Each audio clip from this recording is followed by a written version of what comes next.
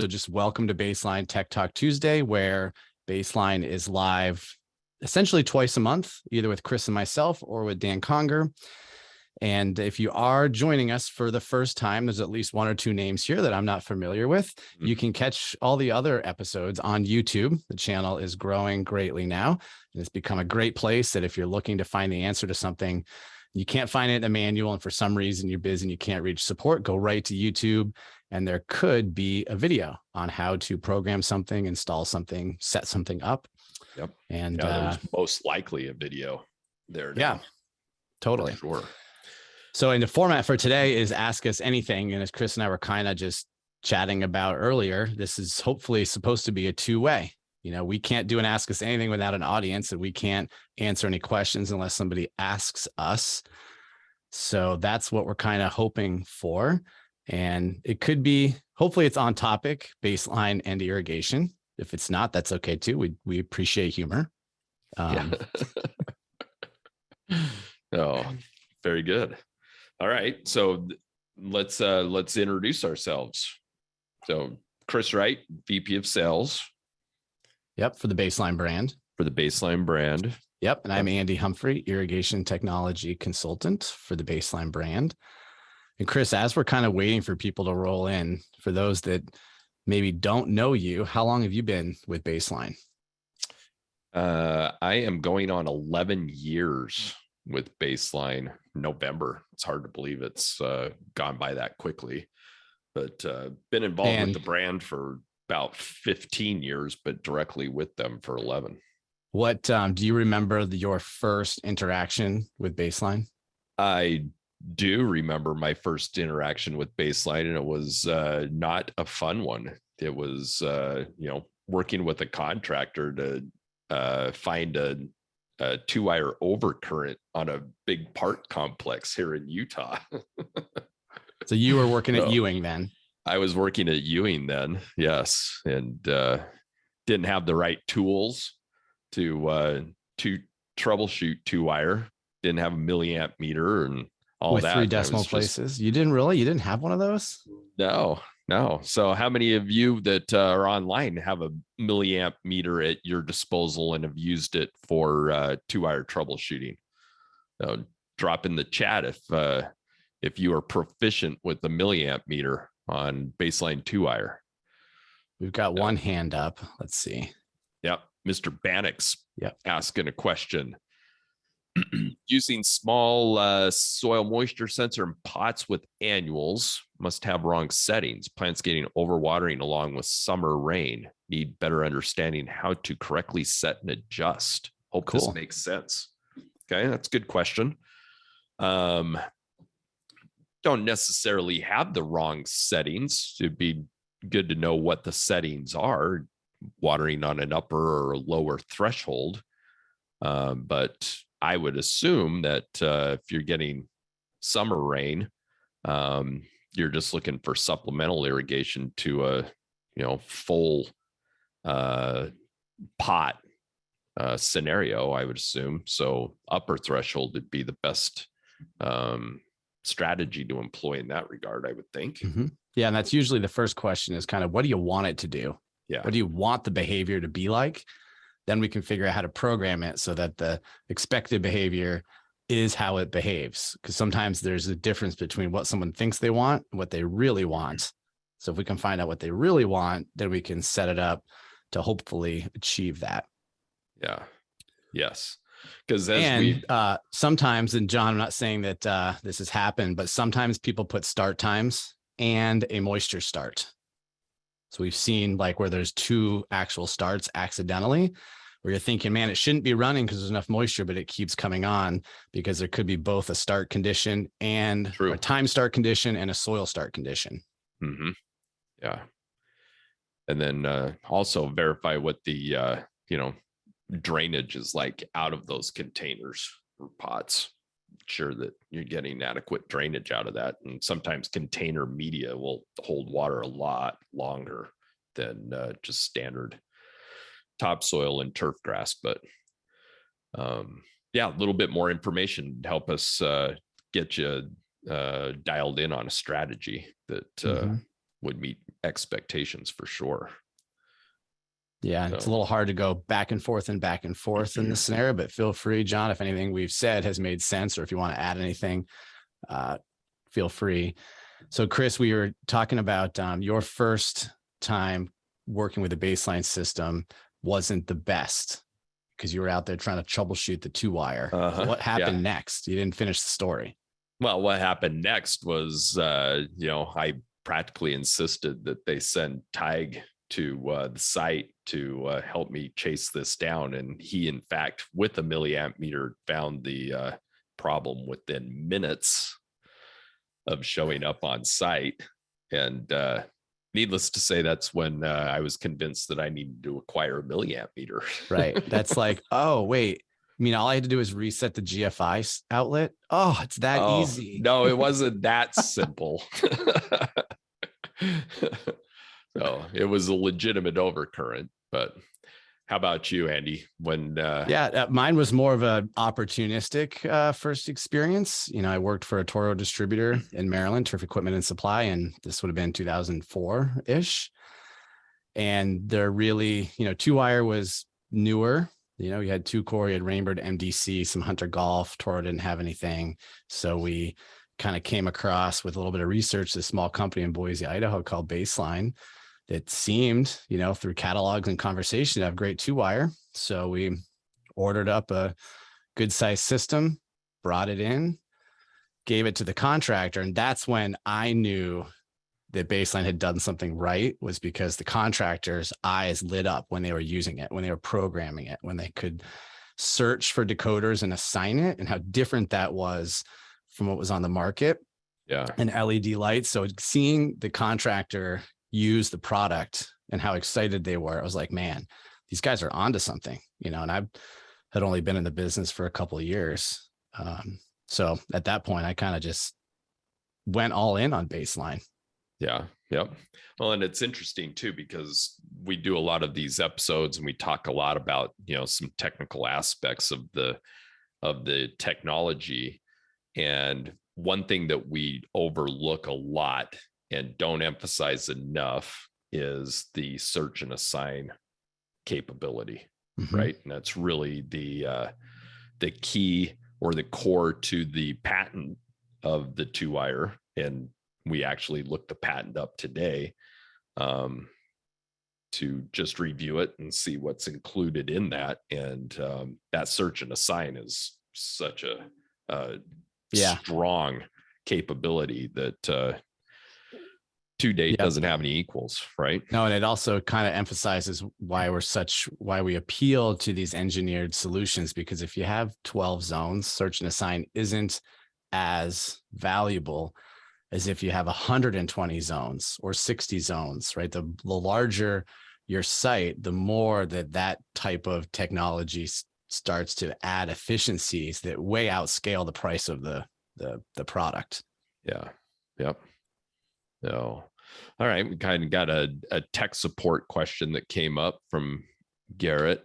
I have a controller showing 46 of 48 zones with solenoids open. However, all zones run correctly and don't seem to have issues firing. It is great that everything is running, but it is rendering the error message useless. So, okay. Assuming this is a 2-wire system, Garrett, not conventional, or is it conventional? Yeah, it's my question too. If it's 48 let's go with it. Let's assume it's just 2-wire, even though conventional is 2-wire also. Let's assume there's decoders. What would be here? We're just going to make some assumptions, which is never good to do when you're really troubleshooting, right? Yeah. You want to ask more questions and dig in, but what would your first gut instinct say? Well, if we've got an open solenoid message, that means that the solenoid is not connected correctly to the terminal board or to the decoder. But it also could be that there is cross in common wires. Yeah. Right. Yeah. It's and I would want to know the specific message. So sometimes we remember what the message says, but it isn't always exactly what it says. So my first thought is it really a solenoid open, or is it, device no response? because sometimes when we see a whole bunch of red boxes and things work properly, data packets reach the decoder, but they aren't firing back. So it receives the message, it comes on, it turns off, but then that signal's lost on its way back to the controller. But it typically is not going to be a solenoid message. It's a device communication, a device not found type of a message. So if it was conventional, then I'd be thinking what you thought, Chris, something with the common creating an open message, even though it's not open. So it's a solenoid open message and multi-strand. So multi-strand meaning it's conventional. Conventional, yeah. Or using multi-strand as the 2-wire.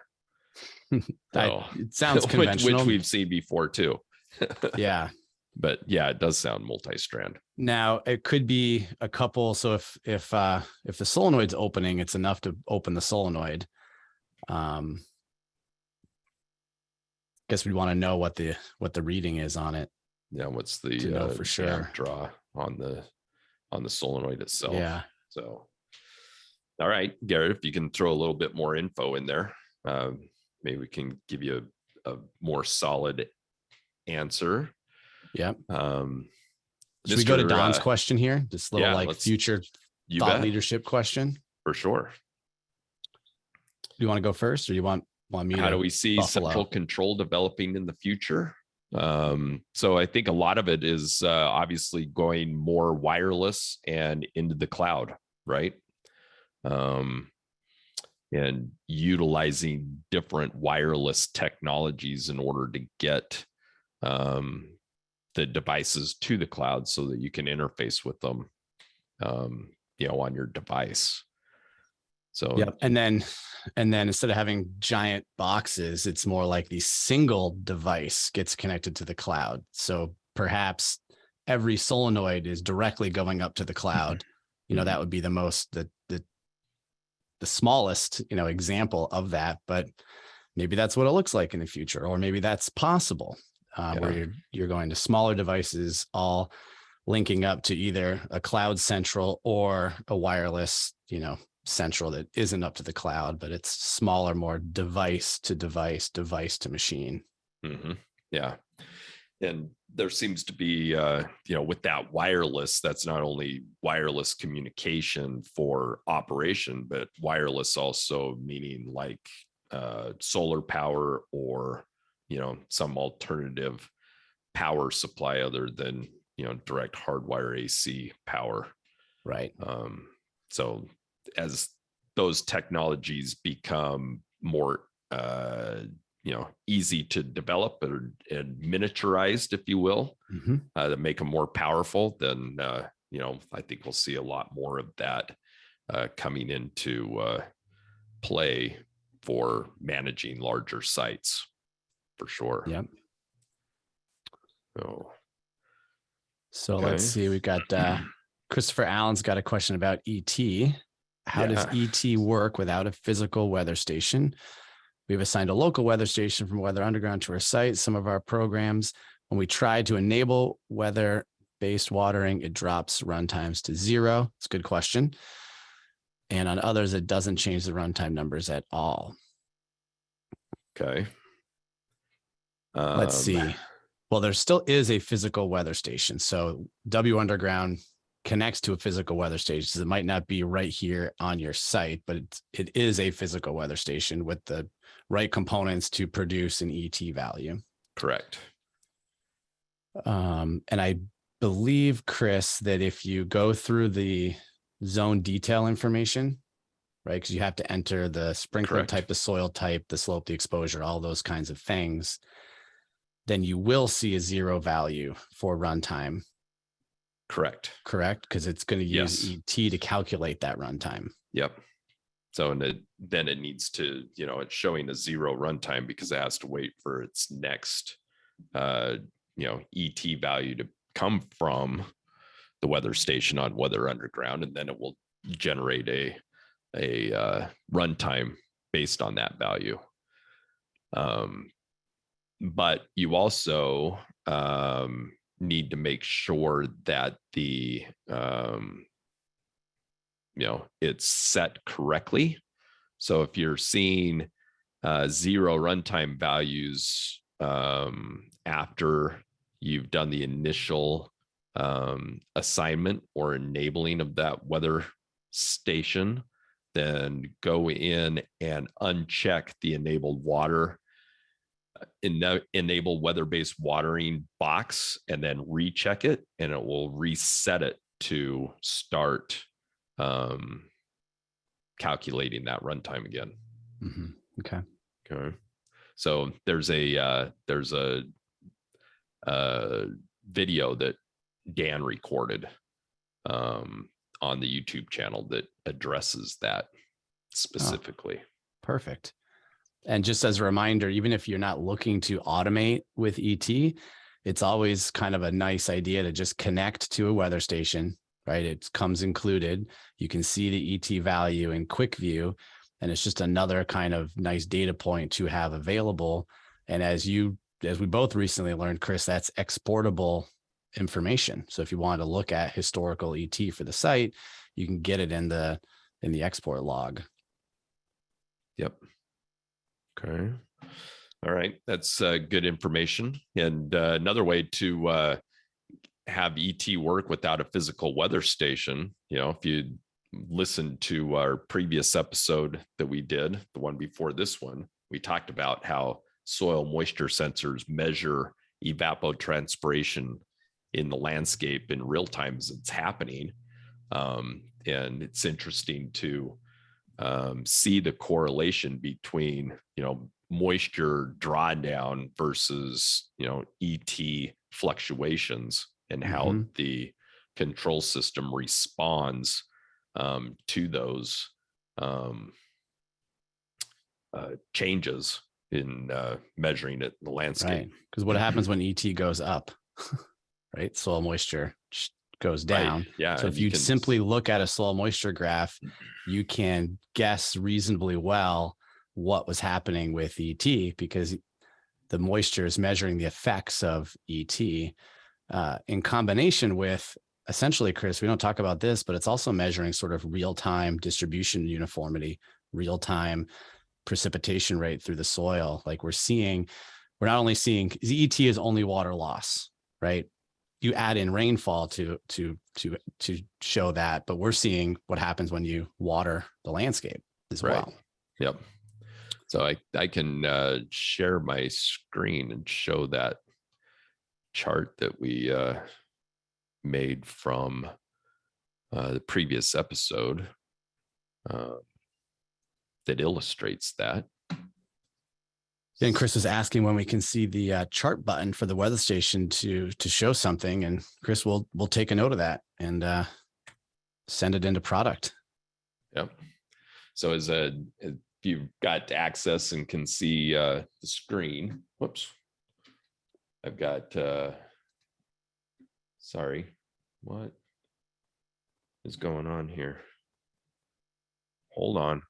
Technical difficulties. This is real. This is live. This is just so you know it's real and it's live. Let's see. I lost my window. Sorry. I apologize. Try that again.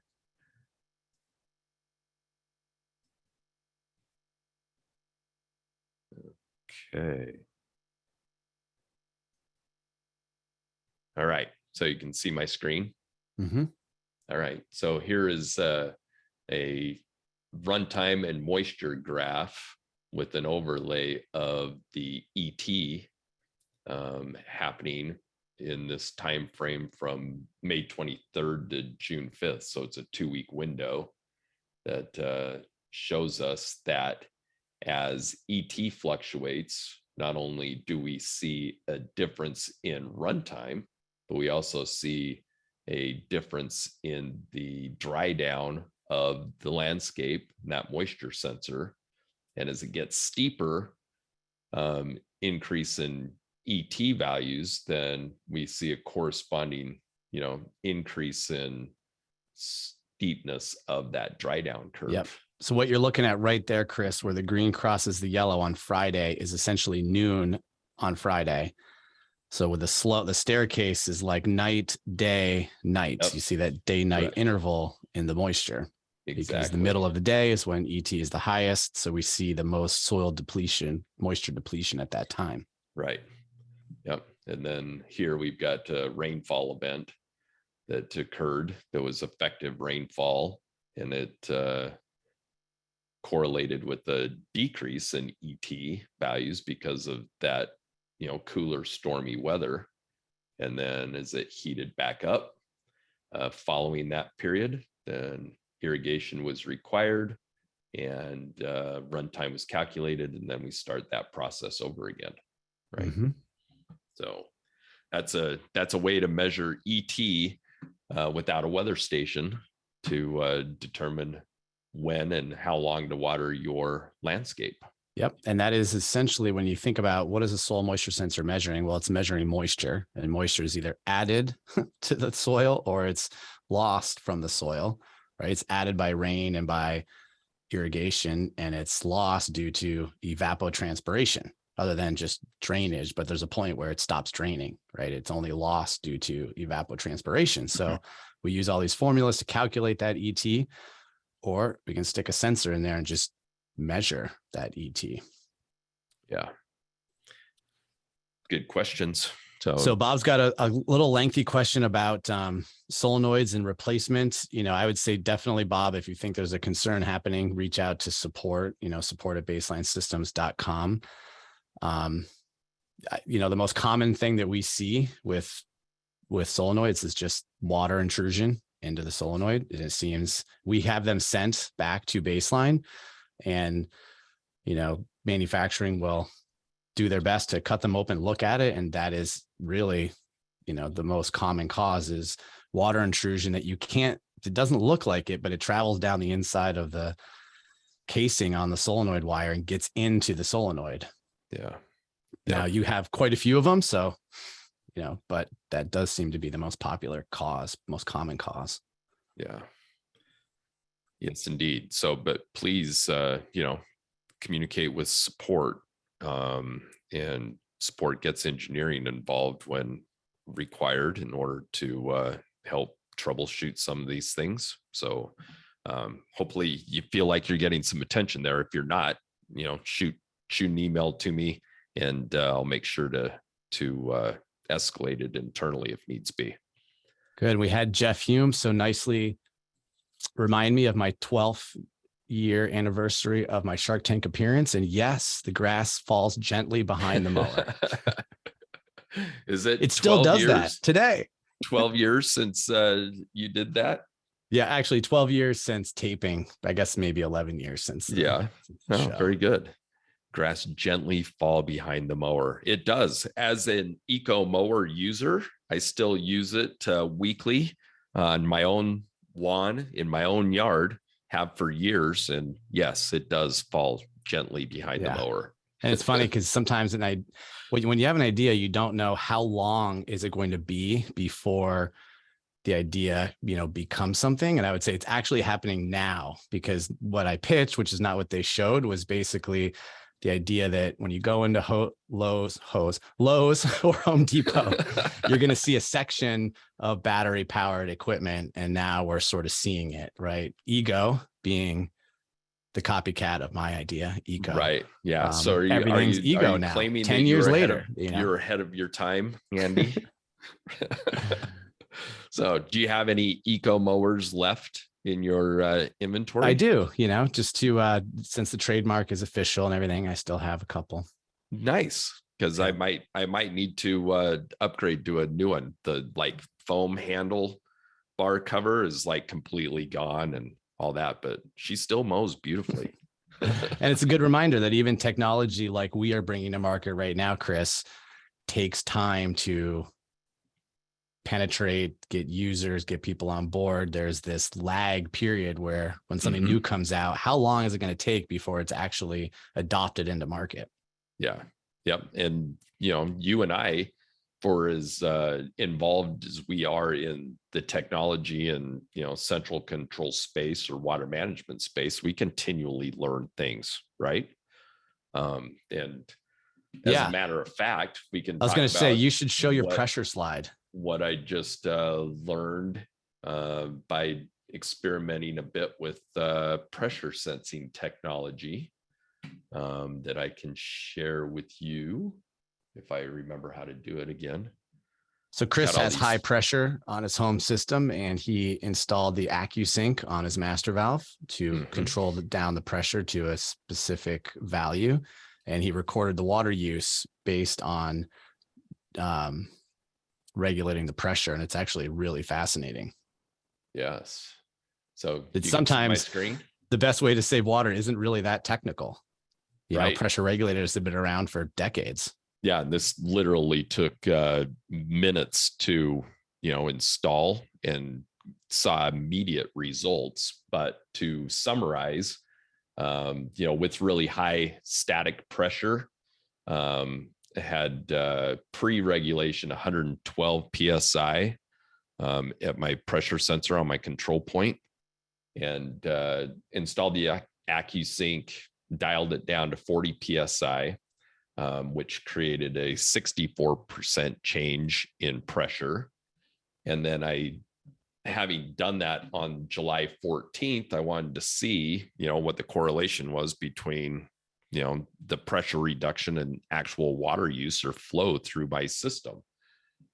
So without changing any scheduling or making any adjustments in that regard, I looked at the 10 days prior to when I did the regulator installation, which was the 14th of July here. And then looked at the 10 days following and looked at my water use. So 10-day prior use was 5,829 gallons. 10-day post use was 4,837 gallons for the same irrigation schedule. And that is a 17% change. Right. With a $60 with one, I don't know what they are, 60, 80, something less than $100, one device on your master valve. Yeah. Right. But, couple that with the pressure sensing technology we have with the control point, and you can verify and see what your, actual operating pressures are in those fluctuations. And Chris, do share, how accurate was the AccuSync to the pressure sensor? It's pretty close. Okay. The dial in on that AccuSync is, the resolution on it is, plus or minus 5 or something, probably. Yeah. But I just dialed it in until I got to 40 psi on my pressure transducer. Perfect. When my system was operating. Okay. The other advantage to that, using less water and then running on a upper threshold strategy every other day, I was curious to see, if I was running longer because I was using less water, was it taking longer to get up to my upper threshold? And according to my runtime graph, the 5 irrigation schedules prior to that installation totaled 321 minutes. And then my total on time of the 5 cycles after was 223 minutes, which was a 30% change in actual system runtime. So my DU improved. So I was, putting down, the plant water requirement without having the higher flow associated with the higher pressure. Mm-hmm. And I don't know if there's any downsides to putting on an AccuSync, but it might be an opportunity if there's contractors listening, or really anyone, to one more reason to install a master valve, because it gives you, a point of leak detection, a point of control, and a point to regulate the pressure. Yeah, definitely. So pretty cool. So all right, continue these studies and share, what we learn in the process. And, this contributes to, the theme that HydroPoint has for the month of July, which is Smart Irrigation Month. And we've got a theme for sustainability. And, this is a best practice with baseline technology to achieve sustainability and water savings. Yep, absolutely. And we had, let's just answer Chris's last question. ET is sent to the controller about midnight every day, right? Or 12:30. And that's just a global command of all baseline controllers. Correct. Yeah, there's no way to make that adjustment. It's just the way it's coded and defaults to 12:30 a.m. is the time it pulls for the ET for the previous day. Yeah. Okay. All right. Look at that. We're at the bottom of the hour. Yep. Thanks, everyone. Appreciate the communication and the questions. And hopefully we've been entertaining for you guys today. So we'll be back in a couple of weeks for another live episode. But we just wanted to give you the chance to ask us whatever you wanted to. And we're about transparency and helping you guys be successful and have success with the technology. And if you've got additional questions, please reach out or go to the website or call into support. But we're here to help you achieve your objectives with baseline technology. So with that, we'll say adios, and we'll catch you on the next live episode of Tech Talk Tuesday. See you guys. Thanks, everyone.